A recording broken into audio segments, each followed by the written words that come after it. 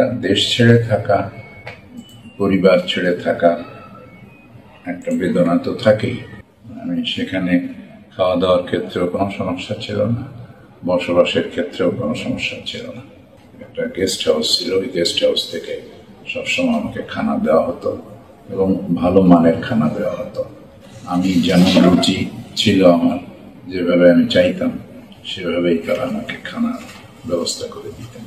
আমি তো সেখানে পাবলিকলি মেলামেশা করতাম না মানুষের সাথে।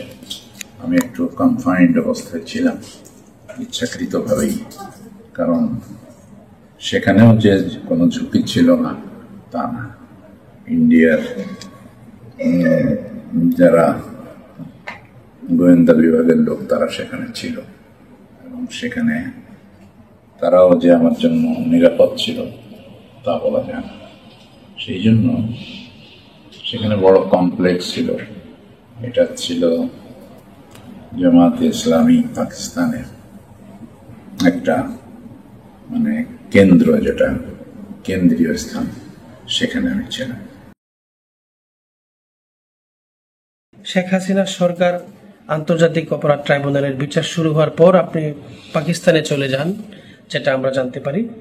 সেই প্রেক্ষাপটের অজানা ঘটনা আমরা জানতে চাচ্ছি।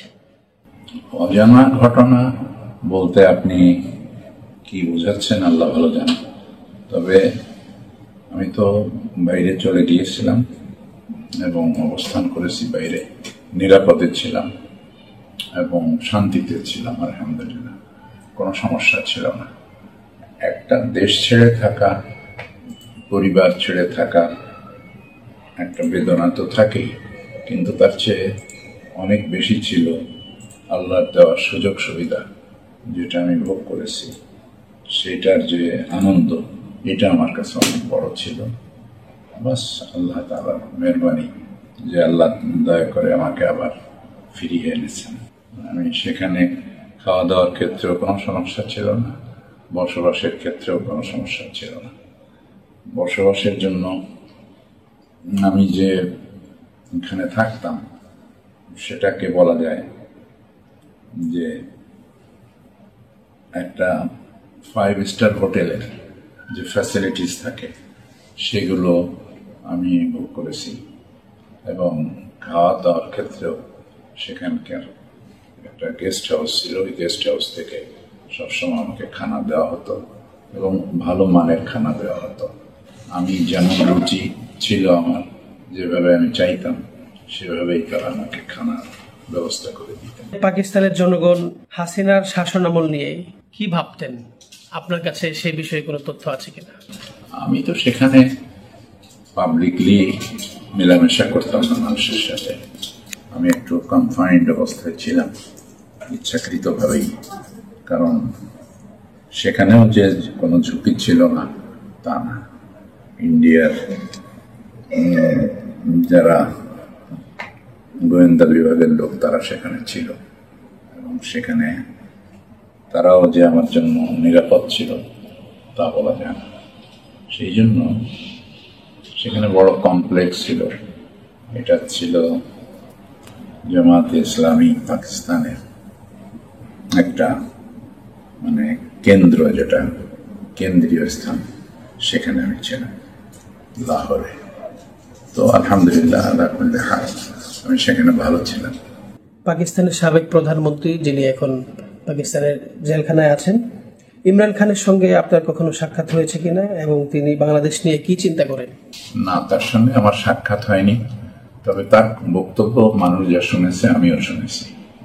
তিনি বাংলাদেশ সম্পর্কে নেগেটিভ কোনো ধারণা রাখেন না, খুবই পজিটিভ। এমনকি সেটা যারা আমাদের মতো লোকদের জন্য কোনো কোনো ক্ষেত্রে বিপজ্জনকও হতে পারত। তার ইচ্ছা যদি বাস্তবায়িত হতো, ইল্লা মাশা আল্লাহ, আল্লাহর মেহরবানিতে আলহামদুলিল্লাহ তেমন কিছু হয়নি। আপনি জঙ্গিবাদের বিরুদ্ধে সবসময় সোচ্চার ছিলেন, টিভিতে নিয়মিত আপনার অনুষ্ঠান হতো। এসব কারণে কি কখনো আপনি কোনো প্রতিবন্ধকতার মুখে পড়েছেন কিনা? আপনার এই বিষয়ে আমরা একটু জানতে চাচ্ছি। না, সেটা হয় নাই। যে সমস্ত জঙ্গিবাদের নামে একটা তো হলো গভর্নমেন্টের একটা বানাউট নাটক ছিল, সেটিকে বাদ দিয়ে প্রকৃত অর্থে এটা জঙ্গিবাদ বলতে যা বোঝায়।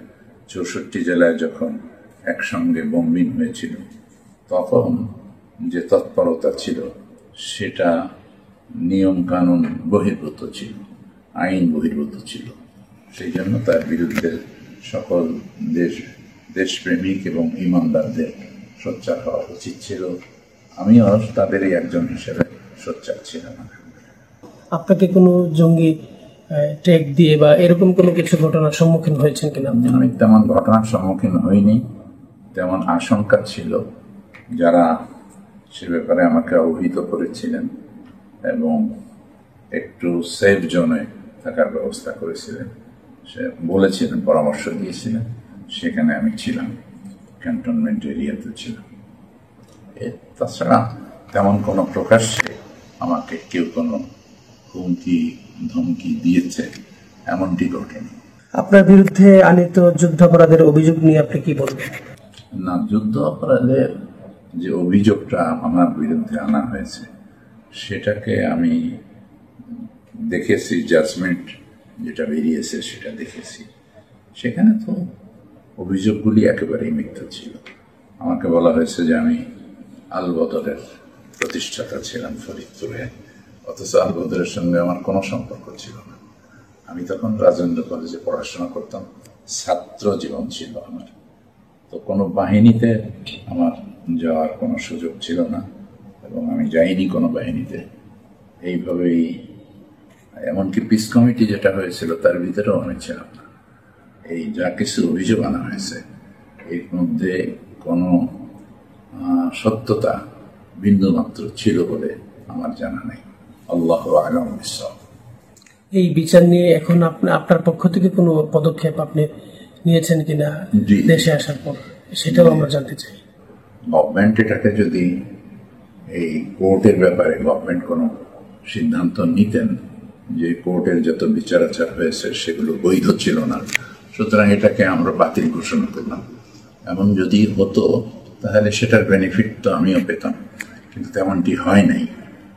এখন আইনগতভাবে এর মোকাবেলা করার জন্য যে তৎপরতা প্রয়োজন সেটা আমি কিছুটা আলহামদুলিল্লাহ শুরু করেছি এবং বিশিষ্ট জনেরা দেশের, বিশেষভাবে যারা আইনজ্ঞ তাদের একটা প্যানেলের জন্য কাজ করছেন আলহামদুলিল্লাহ। ভবিষ্যতে কি আপনি আবার মিডিয়ায় হাজির হবেন কিনা? আপনার কথা কি মানুষ আবারও মিডিয়ার মাধ্যমে শুনবেন কিনা?